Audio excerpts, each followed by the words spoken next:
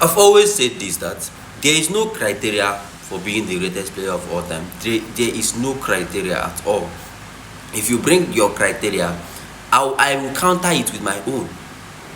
That is why some people still think Maradona is the greatest player of all time. Some people still think Pele is the greatest player of all time. Some people still think Messi is the greatest player of all time. While some people think Ronaldo is the greatest player of all time. So Cristiano Ronaldo was voted as the greatest footballer of all time in a poll by Sky Sports that featured around 485,000 votes. Ronaldo had 36% of the vote. Messi had 35% of the vote. Maradona had 17% of the votes, while Pele has 12% of the vote. Okay, check it very well.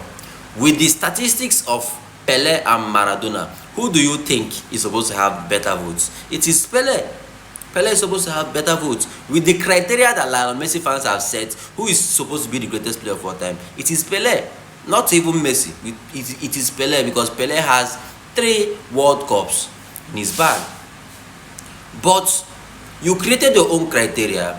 You said, okay, this is the reason why you're supposed to be the greatest player of all time, and you called the greatest player of all time, you called your own greatest player of all time. It is not the greatest player of all time, your greatest player to ever grace the game.